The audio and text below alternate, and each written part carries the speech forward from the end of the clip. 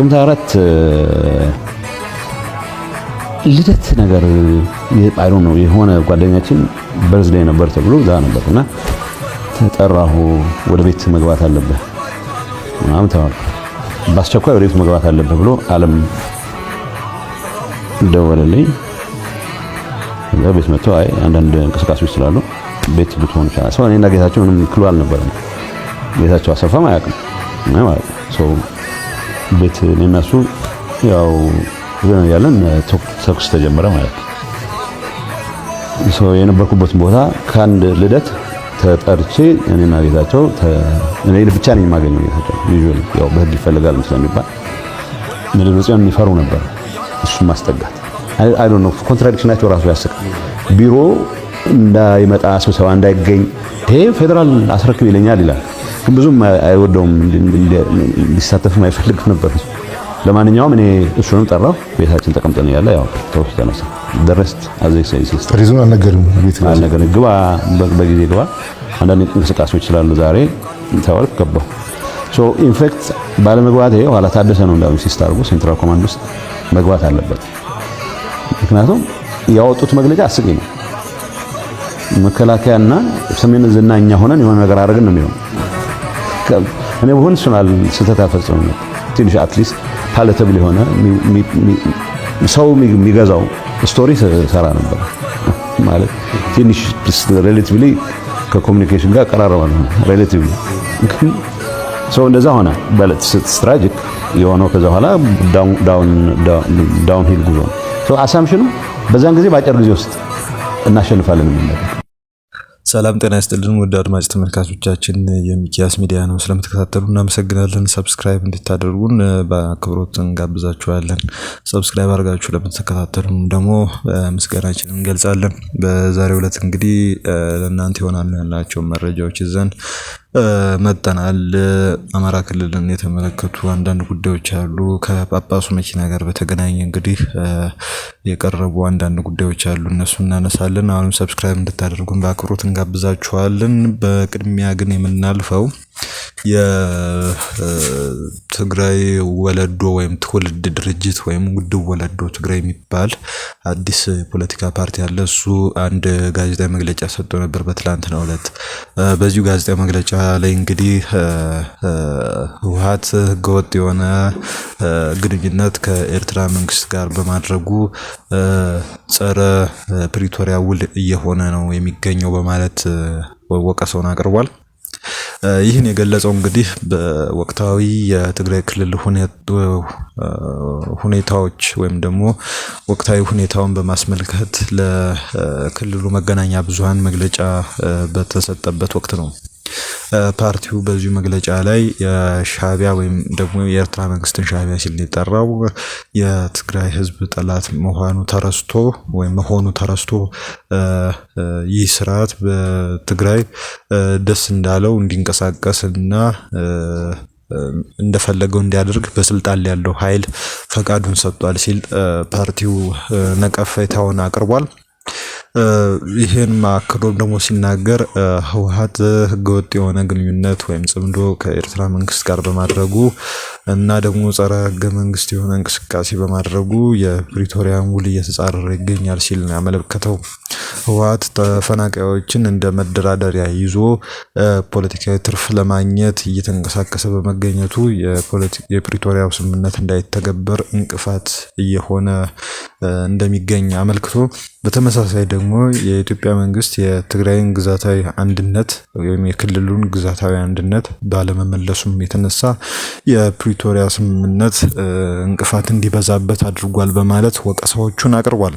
በትግራይ እንግዲህ አስቸኳይ የሆነ ብሔራዊ ውይይትና ምክክር እንዲካሄድ ጥሪ ያቀረበው ይህ ድርጅት ዳግመኛ ወይም ደግሞ እንደገና የትግራይ ጊዜያዊ አስተዳደር አቃፊ በሆነ መልኩ ሌሎች የፖለቲካ ፓርቲዎችና የሲቪክ ማህበራትን ባካተተ መልኩ እንዲዋቀር ጥሪ አቅርቧል። እንግዲህ በመግለጫው እንግዲህ ይሄን ይመስል ነበረ። በሌላ በኩል ደግሞ የአንድ ጳጳስ መኪና በጦርነቱ ወቅት ወደ ትግራይ ተወስዶ ነበረ። ይህ መኪና ወደ መነሻዋ ቦታ እንደተመለሰች ተነገረ። የሰሜን ወሎ ሀገረ ስብከት ንብረት የሆነችው መኪና መመለሷ ነው የተገለጸው። በትላንትናው ዕለት በትግራይ ክልል ጊዜያዊ አስተዳደር እና በሰሜን ወሎ ሀገረ ስብከት መካከል የተደረገው መልካም ግንኙነት ፍሬ እንዳፈራ የተገለጸ ሲሆን በጦርነቱ ወቅት ተወስዳ የነበረችው የቤተክርስቲያኗ የስራ መገልገያ ተሽከርካሪ በትላንትናው ዕለት በይፋ መረከቧ ተነግሯል።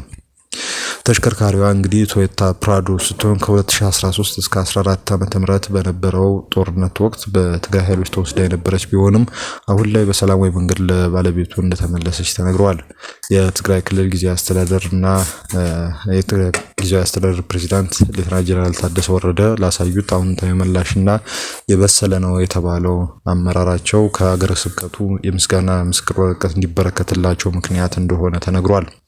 ብፁዕ አቡነ ቄርሎስ እና ብፁዕ አቡነ ኤርሚያስ የመኪናዋን ቁልፍ የተረከቡ ሲሆን ከዚሁም ጋር በተገናኘ እንግዲህ የራሳቸውንም መልእክት አስተላልፈዋል ጳጳሳቱ። አባቶቹ እንግዲህ በመግለጫም ይህ ተግባር በሁለቱ ህዝቦች ማለትም በአማራና በትግራይ ህዝቦች መካከል ለሚኖረው መልካም ግንኙነት ትልቅ በር ከፋች መሆኑን ገልጸው መኪናዋን ተረክበው ላመጡ የልዑካን ቡድን አባላትም በሀገረ ስብከቱ ልዩ ሽልማትና ምስጋና እንደተሰጣቸው ነው የተገለጸው። ወደ ሌላ መረጃ ስናልፍ እንግዲህ ብሔራዊ ባንክ የ7% ዝቅተኛ የቁጠባ ወለድን አንስቷል። ከዚህ በኋላ የቁጠባ ወለድ መጠን በገበያ ፍላጎትና አቅርቦት ብቻ እንደሚወሰን የባንኩ የገንዘብ ፖሊሲ ትናንት ባወጣው መግለጫ አስታውቋል። ዝቅተኛውን የወለድ መጠን ማንሳት ያስፈለገው በኢኮኖሚው ውስጥ የሚዘዋወረውን የገንዘብ መጠን በመቆጣጠር የዋጋ ንረትን ለማረጋጋትና በባንኮች መካከል የሚደረገውን ውድድር በማሳደግ ቁጠባን ለማበረታታት ነው ተብሏል። ባንኮች በብሔራዊ ባንክ የሚያስቀምጡት ወርሃዊ አማካይ የመጠባበቂያ ክምችት ምጣኔ ከ2% ወደ 10% እንዲያድግ ጭምር ወስኗል። የብሔራዊ ባንክ የ15% የፖሊሲ ተመን ባለበት የሚቀጥል ሲሆን በባንኮች ላይ የተጣለው የ24% ዓመታዊ የብድር እድገት ገደብ ደግሞ ለ3 ወር እንደሚቀጥል ነው የተገለጸው። ወደ ሌላ መረጃ ስናልፍ መንግስት ቲክቶክን እና ዩቲዩብን ጨምሮ በአመት ከ2 ሚሊዮን ብር በላይ ገቢ የሚያገኙ የዲጂታል ይዘት ፈጣሪዎች ግብር ለማስከፈል የሚያስችለውን ረቂቅ ደንብ ማዘጋጀቱን ለማወቅ ተችሏል። ደንቡ የዲጂታል ይዘት ፈጣሪዎች ከማስታወቂያ ስፖንሰሮች እና ሌሎች መንገዶች ያገኙትን ገቢ የሚያሳይ የሂሳብ መዝገብ እንዲይዙ ግዴታ እንደሚጥል ከረቂቅ ደንቡ ላይ መመልከቱን ጠቅሶ ቢቢሲ አማርኛ ዘግቧል። በፈጠራ ስራ ላይ የተሰማራው ግብር ከፋይ በድርጅት መልክ የተቋቋመ ከሆነ የንግድ ስራ ገቢ ግብር እንደሚከፍል የጠቀሰው ደንቡ ግብር ከፋዩ የሂሳብ መዝገብ የመያዝ ግዴታ ያለበት ወይም ተቀናሽ ወጪ ያለው ከሆነም ግብር መክፈል እንዳለበት መደንገጉን ዘገባው አውስቷል። እነዚህን መስፈርቶች የማያሟሉ ይዘት ፈጣሪዎች ሌሎች ገቢዎች በሚለው መድብ ተካተው ከጠቅላላ ገቢያቸው 15% ግብር እንዲከፍሉ ይደረጋል መባሉ ነው የተገለጸው። ይህም ጉዳይ በበርካታ የይዘት ፈጣሪዎች ዘንድ እንግዲህ የራሱን ውዝግብ እንደፈጠረ ነው ለማወቅ የተቻለው። ወደ ሌላ መረጃ ስናልፍ እንግዲህ በኦሮምኛ ሙዚቃዎቹ እውቅናን ያተረፈው ድምፃዊ አንዱዓለም ጎሳ ከሞዴል ቀነኒ አዱኛ ህልፈት ጋር ተያይዞ ተጥሎበት ከነበረው ማህበራዊ እገዳ በገዳ አባቶች ውሳኔ ነፃ መሆኑና ወደ ጥበብ ስራው እንዲመለስ መፈቀዱ ተሰምቷል። ትናንት ታህሳስ 21 ቀን 2018 ዓ.ም በተከናወነው ስነ ስርዓት ድምፃዊው በታላላቅ አባገዳዎች ፊት ቀርቦ ባህላዊ ቡራኬና የንጻት ስርዓት ከተፈጸመለት በኋላ መደበኛ ሙዚቃ ስራውን እንዲቀጥል ሙሉ ፈቃድ እንደተሰጠው ተነግሯል። ድምፃዊው ከሞዴል ቀነኒ አዱኛ ሞት ጋር በተያያዘ በህዝብ ዘንድ ከፍተኛ ተቃውሞ ገጥሞት የነበረ ሲሆን ጉዳዩ በህግ ከመያዙ በተጨማሪ በባህላዊ መንገድ ማህበራዊ እገዳ ተጥሎበት ከሙዚቃ መድረክ ርቆ መቆየቱ ይታወሳል። ከዚህ ቀደም የተደረጉ የሽምግልና ሙከራዎች ሳይሳኩ ቢቀሩም የአሁኑ የገዳ አባቶች ጣልቃ ገብነት ግን ድምፃዊው ወደ ሙያው እንዲመለስ መንገድ ከፍቷል። በሌላ በኩል የሞዴል ቀነኒ አዱኛ ቤተሰቦች ለልጃቸው ህልፈት ተጠያቂዎች ለፍርድ እንዲቀርቡና ፍትህ እንዲሰጣቸው ጥያቄያቸውን ሲያቀርቡ ቆይተዋል። አሁን አባገዳዎቹ ድምፃዊ ወደ ስራ እንዲመለስ የሰጡት ቡራኬና ውሳኔ አስመልክቶ ከቤተሰቦቹ በኩል እስካሁን የተሰጠ ይፋዊ አስተያየት የለም። ይህ የገዳ አባቶች ውሳኔ ድምፃዊውን ከማህበራዊ እገዳው የሚያወጣው ቢሆንም የሟች ቤተሰቦች የፍትህ ጥያቄ በምን ሁኔታ እንደሚቀጥል ወደፊት የሚታይ እንደሆነ ነው የተዘገበው። በሌላ በኩል ከመስከረም 2017 እስከ ነሐሴ 2017 በነበረው ጊዜ ውስጥ ኬንያ ውስጥ በፖሊስ ቁጥጥር ስር ከዋሉት 953 ህገወጥ የውጭ ፍልሰተኞች መካከል 70 በመቶዎቹ ወይም 670 ያህሉ ኢትዮጵያውያን ሆነው መገኘታቸው ተዘግቧል። ከኢትዮጵያውያን ቀጥሎ በብዛት ሶማሊያውያን፣ ብሩንዲያውያን እና ኤርትራውያን ፍልሰተኞች በቅደም ተከተል እንደተቀመጡ የሀገሪቱ ጋዜጦች የመንግስትን አንድ ሪፖርት ጠቅሰው ዘግበዋል። ሪፖርቱ የኢትዮጵያውያን ፍልሰተኞች ቁጥር ከፍተኛ የሆነው በአማራና ኦሮሚያ ክልሎች በሚካሄዱት ግጭቶችና በትግራይ በተፈጠረው ውጥረት ሳቢያ እንደሆነ ማውሳቱን ዘገባዎቹ ጠቅሰዋል። ኢትዮጵያ ውስጥ ያለው ሁኔታ ድንበር ዘለል የጦር መሳሪያና አደንዛዥ ዕፅ ዝውውር እና የኦሮሞ ነጻነት ሰራዊት ሰርጎ ገብነት ስጋት መፍጠሩም በሪፖርቱ ተጠቅሷል ተብሏል። እንግዲህ ወደ ሌላ መረጃ ስናልፍ እንግዲህ ክርስቲያን ታደለን ጨምሮ በእስር ላይ ያሉ ሰዎች በይቅርታ ሊፈቱ ነው በሚል እየተሰራጨ ያለው መረጃ ሐሰተኛ ነው ሲሉ የእነርሱ ጠበቃ በትናንትናው ዕለት ተናግረዋል። ፖለቲከኞችና የማህበረሰብ አንቂዎችን ጨምሮ ጋዜጠኞች እንዲሁም በሌሎች በአማራ ክልል በተቀሰቀሰው በትጥቅ የታገዘ ግጭት ጋር በተያያዘ በእስር ላይ የሚገኙት ግለሰቦች ከእስር ሊፈቱ ነው መባሉን የነ ክርስቲያን ጠበቃ አቶ ሰለሞን ገዛኸኝ ሐሰተኛ ነው ሲሉ ውድቅ አድርገውታል።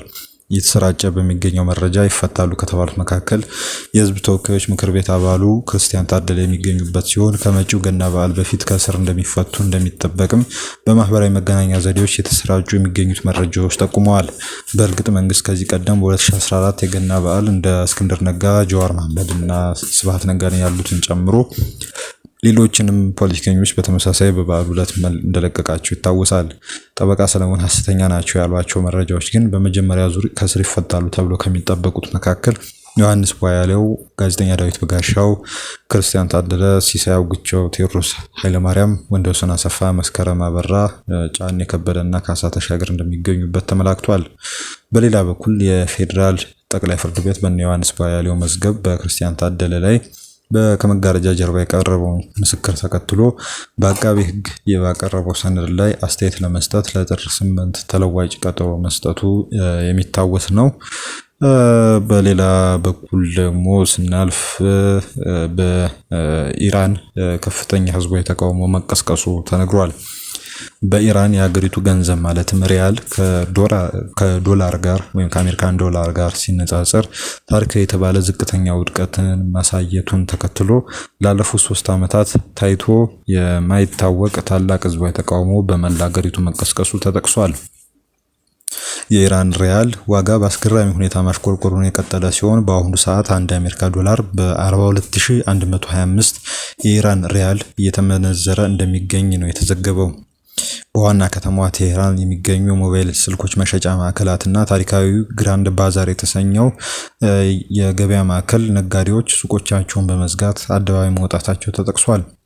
የኢኮኖሚ ቀውሱንና ህዝባዊ ቁጣውን ተከትሎ የኢራን ማዕከላዊ ባንክ ገዢ መሐመድ ረዛ ፋርዚን ሰኞ ታህሳስ 20 ቀን 2018 ዓ.ም ስልጣናቸው መልቀቃቸው ተሰምቷል። በቴህራን፣ ኢስፋሃን፣ ሺራዝ እና ማሽሃድ ከተሞች የተቃውሞ ሰልፎች የቀጠሉ ሲሆን ፖሊስ ሰልፈኞቹን ለመበተን አስለቃሽ ጢስ እየተጠቀመ መሆኑ ተዘግቧል። ይህ ተቃውሞ እንደ አውሮፓውያን አቆጣጠር በ2022 ከማህሳ አሚኒ ሞት በኋላ የተነሳውን ትልቅ አመጽ የሚያስታውስ ሲሆን አሁን ግን የኑሮ ውድነቱና የኢኮኖሚው ቀውስ ህዝቡን ክፉኛ እንዳስቆጣው ነው የተዘገበው። አድማጭ ተመልካቾቻችን የዩቲዩብ ቻናላችንን ሰብስክራይብ እንድታደርጉ አሁንም እየጋበዝን አብራችሁን ስለሆናችሁ በጣም እናመሰግናለን። መልካም ቀን።